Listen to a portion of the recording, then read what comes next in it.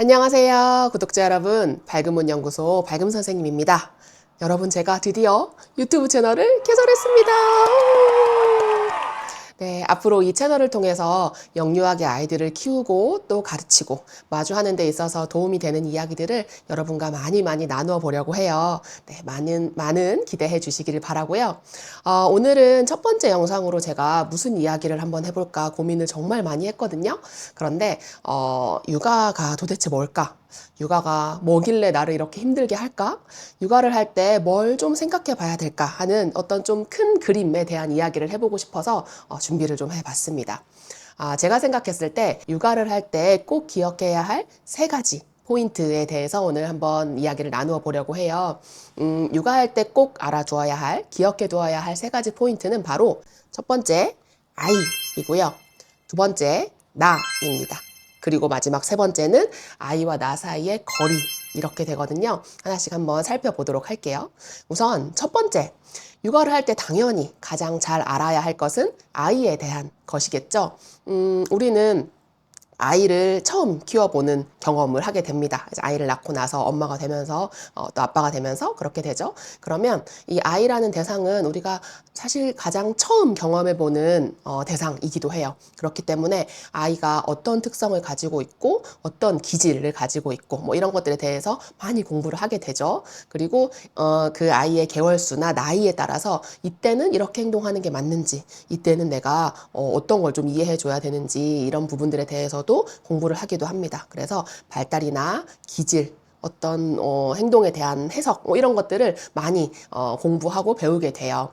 그리고 많은 육아 전문가라든지 육아서들에서도 아이들의 어떤 이런 모습들을 이해할 수 있는데 도움이 되는 이야기들을 많이 나누기도 하죠. 그래서 우리가 육아가 좀 어렵고 힘들 때 아이의 발달 특성과 기질 그리고 그때그때 나타나는 모습에 대한 이해가 좀 선행이 되면 그래서 그렇구나 하면서 좀 이해하고 넘길 수 있는 그런 여유랄까요? 그런 것들을 좀 가질 수 있게 되는 거죠. 그리고 또 한 가지는 아이가 계속 고정돼 있지 않아요. 그렇죠? 아이들은 갓난아기부터 시작해서 계속 성장해 갑니다. 그래서 우리가 그 영아기 시기의 아이들을 보면서 왜 이럴까, 왜 이렇게 울고 보챌까라는 것에 대한 이해가 어느 정도 선행이 딱 되고 나서 이렇구나, 이제 좀 알겠다 라고 하고 나면 아이가 또 자라요. 유아가 되죠. 유아가 되면 이제 유치원이나 어린이집을 다니면서 친구들 사이에서의 관계 어려움이라든지 또는 이제 엄마의 말, 아빠의 말에 말대꾸를 하거나 약간 반항 같은 모습을 보이거나 뭐 이런 모습들을 또 새롭게 나타내 보이기도 합니다. 그러면서 또 그것에 대한 공부들을 우리가 막 해요.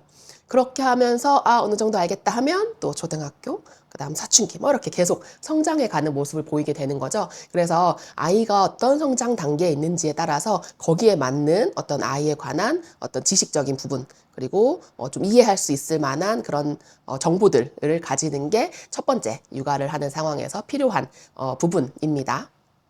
그런데 아이에 대해서 많이 알고 육아서 정말 많이 보고 공부를 많이 했어도 육아가 잘 안 되는 상황들도 많이 생겨요. 그건 바로 이 두 번째 나라는 존재에 대한 이해가 필요하기 때문인데요. 육아는 아이만 보고 하는 게 아니죠. 아이와 나 사이에 일어나는 여러 가지 일들을 우리가 다루게 됩니다. 그런데 나라는 존재에 대해서 잘 이해하고 그것을 인정하지 못하면 육아 장면에서 굉장히 어려움을 많이 겪을 수도 있어요. 우리가 엄마가 되기 이전의 나라는 사람을 생각해 보고 그리고 이제 아이를 키우면서 마주하게 되는 나라는 사람을 알게 될 텐데요.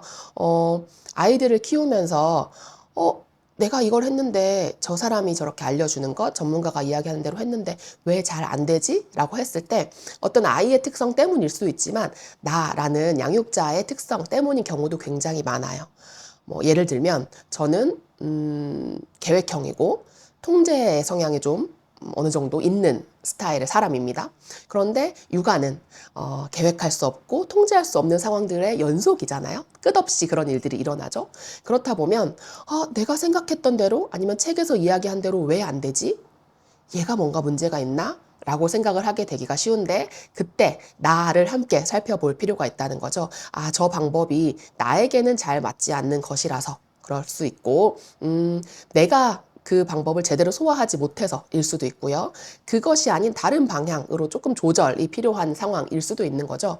그리고 또 한 가지는 육아가 굉장히 피곤하고 지치고 어려운 상황들의 연속이에요. 그렇기 때문에 내가 어떤 상황에서 좀 민감하게 느끼고 민감하게 반응하고 예민하게 구는지 그런 포인트들을 이해하고 있는 것 또한 아이에게 너무 감정적이지 않게 반응하는 방법 중에 하나가 될 수도 있고요. 그리고 힘든 일이 있을 때, 스트레스가 너무 많이 쌓였을 때 그걸 나는 어떻게 하면 좀 해소할 수 있는 사람인가? 이런 것에 대한 이해도 필요한 거죠. 그래서 너무 버겁고 힘들 때, 이거 하면 그래도 좀 낫다. 이거 하면 내가 아이한테 좀 덜 까칠하게 굴고 조금 한숨 돌릴 수 있다. 뭐 이런 부분들에 대한 이해도 육아 장면에서 굉장히 필요한 부분입니다. 그래서 남들이 다 좋다, 괜찮다, 효과적이라고 하는 방법들, 그리고 책에서 이렇게 꼭 하세요 하고 말하는 방법들이 나에게는 또는 우리 아이에게는 통하지 않는 경우들이 있어요. 그건 왜냐하면 나와 옆집 엄마와 인스타그램 속의 그 엄마, 그리고 그 책을 쓴 그 사람이 이야기하는 어떤 그 엄마의 모습이 다 다르고 우리 아이와 옆집 아이, 또 인스타그램 속의 그 아이, 그리고 누군가가 정해놓은 어떤 그때 그 아이의 모습이 다 다르기 때문에 그래요. 그래서 육아를 할 때에는 나와 내 아이가 어떤 사람이고 어떤 특성을 가지고 있고 또 무엇을 원하고 무엇을 할 때 좀 즐겁고 무엇을 할 때 좀 예민해지는지 뭐 이런 부분들에 대한 고려가 함께 이루어져야 되는 거죠. 예를 들어서 저는 그 수면 교육 할 때 있잖아요. 아이를 처음 키워보고 이제 잘 모르니까 워낙 이제 책들에서 수면 교육을 해야 되고 아이를 어릴 때부터 좀 분리해서 재우는 것이 서로 깊이 잠들 수 있고 좀 편안하게 개운하게 잠을 잘 수 있다라는 이야기를 워낙 많이 들어서 시도를 굉장히 많이 했어요. 분리수면에 대한. 그런데 저는 이제 아이가 잠자리에 들 때 엄마가 없어서 우는 시간 들을 좀 견뎌내야 분리수면을 할 수가 있잖아요. 근데 저는 그 소리를 듣기가 너무너무 힘든 거예요.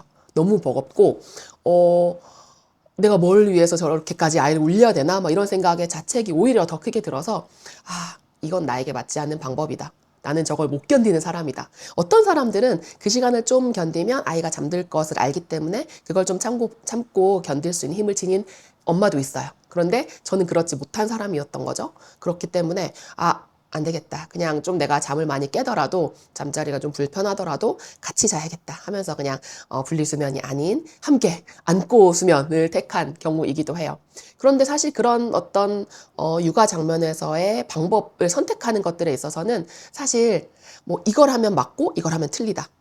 이걸 하면 이건 꼭 해야 되고 이거는 절대 하지 말아야 된다. 이런 것들이 사실은 그렇게 맞지 않는 경우들도 굉장히 많거든요. 왜냐면 케이스 바이 케이스. 아이마다, 엄마마다, 그리고 그 가정의 상황마다 다른 경우들이 너무 많기 때문에 어떤 좋은 정보, 지식, 그 다음에 스킬들이 중요하고 도움이 되는 건 맞지만 그것이 지금 우리의 상황에 적용이 되지 않는 것이라면 다시 한번 걸러서 생각해 보는 것도 필요한 거죠.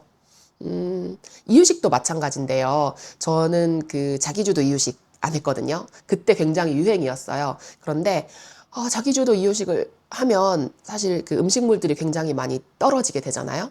근데 저는 아이들이 그냥 밖에 나가서 막 흙에서 뒹굴고 바닥에서 놀고 그다음에 뭐 낙서를 하고 뭐 이렇게 더럽히는 것들 다 괜찮았는데 음식물들이 막 이렇게 어지럽혀져 있는 걸 되게 힘들었어요. 제가 거기에 되게 예민하게 반응하는 사람이었던 거죠. 그런 엄마였던 거예요. 그렇다 보니까 자기주도 이유식을 하는 게 좋다. 그래서 자기 주도성을 길러야 된다라고 해서 숟가락을 줬는데 그 이후에 벌어지는 장면들이 너무 저에게는 스트레스였던 거예요. 화가 막 나고 참아야지 했는데 잘 안 다스려지고 그러다 보면 결국 그것이 아이에게 굉장히 작은 포인트에 화나 이렇게 폭발적인 반응으로 돌아가게 되고 이제 그런 걸 몇 번 경험을 하다 보니까 이렇게 화내면서 아이한테 짜증을 부릴 바에는 굳이 이 숟가락을 넘겨줘서 내가 나의 화를 자초할 필요가 있겠나라는 생각을 하게 되는 거죠. 그래서 이웃이 그냥 떠먹여줬어요. 얘도 뭐 잘 받아 먹고 스스로 먹을 때보다 훨씬 더 잘 먹고 빨리 끝나고 뭐 이렇게 되는 거죠. 그래서 내려놓고 나는 이거 아니야 하면서 어, 이제 엄마 주도의 유식을 하기도 하고. 그런데 어느 순간에 이 아이가 이제 자기가 숟가락질을 좀 할 수 있다는 생각이 들고 스스로 해보고 싶은 마음이 드니까 또 달라고 하더라고요. 이제 그런 순간에 아이가 필요로 하고 내가 좀 감당할 수 있는 순간에는 아이와 이제 조율해 가는 과정이 필요한 거죠. 그런데 남들이 좋다고 이거 해야 된다 해서 하는 것이 과연 정말 나의 육아 상황에 필요한 것인가? 그건 이제 다시 한번 생각해 봐야 되는 부분인 거예요. 그래서 이제 아이 그리고 나 이 두 대상에 대한 고려가 함께 필요하다라는 것이고요. 마지막 세 번째는 거리입니다. 이 두 사람 사이의 거리인데요. 아까 이야기했듯이 아이들은 계속 성장해 나가는 과정에 있죠. 맨 처음에 아이가 태어났을 때는 스스로 아무것도 할 수 없는 상태에서 태어나요. 울기만 할 수 있죠. 그래서 양육자가 모든 것을 대신 해주는 상태입니다. 두 사람이 거의 껌딱지처럼 붙어 있는 상태죠. 그러다가 아이가 이제 스스로 몸을 좀 움직일 수 있게 되고 걸을 수 있게 되고 뭔가 먹을 수 있게 되고 자기가 할 수 있는 게 점점점 늘어나요. 하고 싶은 것들도 점점 많아지죠. 그러면 그 성장의 과정에서 우리 사이의 거리가 점점 더 멀어져야 합니다. 물리적으로도 그렇고 정서적으로도 그래요.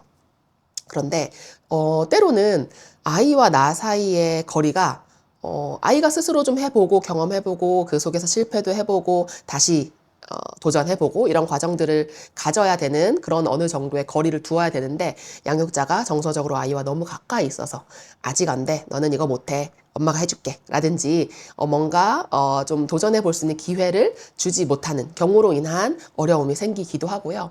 또 어떤 경우에는 아이는 이 정도의 도움이 지금 필요한 상태인데 누군가 개입해서 뭔가를 도와주어야 하고 지지해 주어야 하는 상황인데 양육자가 너무 멀리에 있어서 혼자 해봐, 할 수 있잖아 라는 상황이 지속되면서 그것으로 인해서 어려움을 겪는 문제도 생길 수 있거든요. 그래서 육아 상황에서 늘 우리가 지금 이 아이와 나와의 거리가 적당할까? 내가 조금 더 가까이 가야 될까? 아니면 조금 더 빠져야 될까? 이거를 계속 생각해 볼 필요가 있다는 거죠.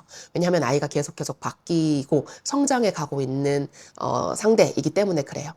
어른과 어른에서는 사실 이 둘 사이의 관계가 그렇게 가까워지거나 멀어지는 것이 어렵지 않죠. 두 사람 다 어쩌면 약간은 이제 고정되어 있는 다 성장한 성인이기 때문에 그렇습니다. 그런데 아이는 그렇지 않죠. 계속 자라고 있고 필요로 하는 양육자의 지원 정도가 계속 달라질 것이기 때문에 아이와 나 사이의 이 거리, 이 관계 속에서 어떻게 상호작용이 좀 밀착되어서 아니면 조금 떨어져서 일어나야 될 것인가 이걸 이제 같이 고민을 좀 해보셨으면 좋겠어요.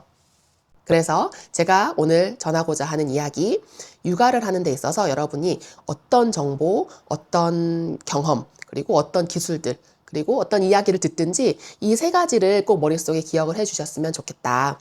아이, 지금 우리 아이한테 그게 필요할까? 맞을까? 그리고 적절할까? 내가 그거 할 수 있을까? 내가 저거 할 수 있는 사람일까? 나한테 저게 필요할까? 그리고 나한테 맞는 방법으로 좀 다르게 해볼 수 있을까? 이런 부분들. 그리고 우리 둘 사이에 지금 저게 적절할까? 우리 둘 사이가 좀 너무 가깝진 않나? 아니면 내가 좀 뒤로 빠져야 되나? 이런 부분들. 요 세 가지를 같이 머릿속에 딱 틀로 넣어 두시고요. 어떤 문제 상황이든지 아주 작고 사소한 상황에서 우리는 사실 문제 해결 중심의 양육법을 많이 찾게 돼요. 아이가 이런 모습을 보이는데 어떻게 해결해야 될까요? 이런 방법들 위주로 육아법을 좀 그 육아 상황을 좀 해결하려고 하고 어려움을 모색해보고 그 해결해 나가는 과정들을 계속 찾게 되는데 그런 어떤 문제 해결 중심의 과정들보다 더 위에 있는 상위 개념, 이제 큰 그림이 요 세 가지에 대한 틀을 가지고 있는 거라고 저는 생각해요. 제가 오늘 영상에서 여러분과 나누고 싶은 이야기는 여기까지고요.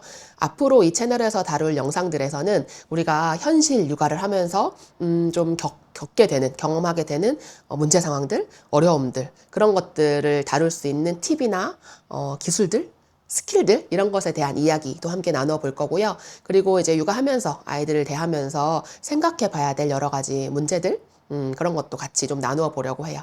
그냥 저의 생각들도 한번 담아 보려고 하고요. 앞으로 이 채널에서 나누게 될 이야기들이 기대가 되고 궁금하시다면 구독과 좋아요, 알림 설정, 댓글까지 꼭꼭 남겨주세요. 그러면 저도 또 힘을 내서 다음 영상 알차게 준비해 보도록 하겠습니다. 그럼 지금까지 시청해 주셔서 감사합니다. 다음 영상에서 또 만나도록 할게요. 안녕.